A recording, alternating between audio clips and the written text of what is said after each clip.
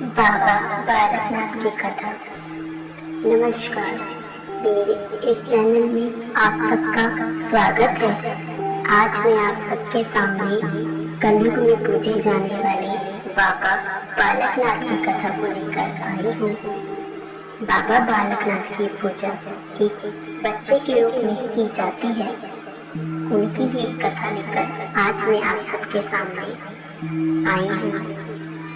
द्वापर युग में भगवान शिव से संबंध। बाबा बालकनाथ के बारे में मान्यता है कि वे हर युग में जन्म लेते हैं।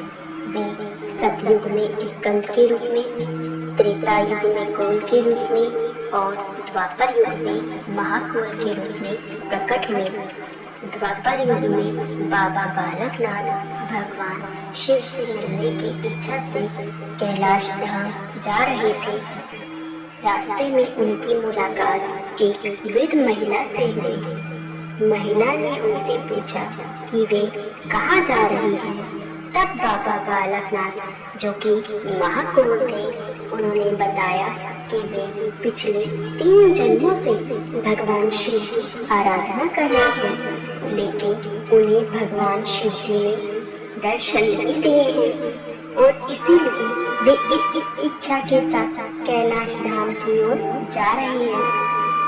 वृद्ध महिला ने बाबा से कहा कि भगवान शिव जी के साक्षात दर्शन पाना आसान नहीं है, आपको कुछ असाधारण करना होगा।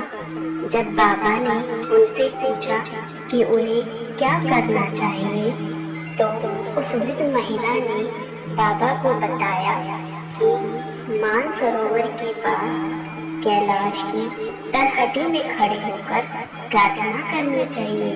माता पार्वती जी कभी कभी स्नान के लिए वहां आती थी। जब माता पार्वती जी वहां आए, तब उनसे अपनी इच्छा पूरी करने की प्रार्थना करना। माता पार्वती जी तुम्हें कुछ और देने का प्रयास अवश्य करेंगी, लेकिन तुम अपनी ही इच्छा पर अड़े रहना कि तुम्हें शिव जी के साक्षात दर्शन करने हैं। बाबा बालकनाथ बुढ़िया के साथ 12 घड़ी तक खड़े रहे और मानसरोवर की ओर बढ़ गए। उन्होंने वैसा ही किया जैसा बुढ़िया ने उन्हें बताया था और अंततः माता पार्वती जी उन पर प्रसन्न हुई और भगवान शिव जी को मिलाने के लिए हाँ किया। भगवान शिव प्रसन्न हुए, उन्हें आशीर्वाद दिया कि कलयुग में वे परम सिद्धि होंगे और बालक रहेंगे, मतलब एक युवा के रूप में ही रहेंगे और उम्र पर उनका कभी कोई प्रभाव नहीं डालेंगे। द्वापर युग के महाकोल में, कलयुग में काठियावाड़ में नारायण, विष्णु और लक्ष्मी जी के घर जन्म लिया। माता पिता ने उनका नाम देव रखा। देव बचपन से ही बहुत धार्मिक थे और हमेशा पूजा पाठ करते थे। उनके माता पिता उनके शादी करवाने की कोशिश कर रहे थे ताकि वे कभी घर से बाहर ना जा सके, लेकिन देव इसके लिए तैयार नहीं थे। जब भी उनसे शादी के लिए बात करते तो वे घर छोड़कर गिरनार पर्वत की ओर परम सिद्धि की तलाश में चले जाते। जूनागढ़ में उनकी मुलाकात स्वामी दत्तात्रेय से हुई। यहाँ स्वामी दत्तात्रेय के आश्रम में उन्हें दिव्य ज्ञान प्राप्त हुआ और वे सिद्ध के रूप में उभरे, क्योंकि भगवान शिव जी ने ही उन्हें यह आशीर्वाद दिया था कि उन्हें सिद्धि प्राप्त होगी और वो हमेशा युवा रहेंगे, उन पर उम्र असर नहीं करेंगे। इसलिए वे एक बच्चे के रूप में ही रहे और बाबा बालकनाथ कहलाए।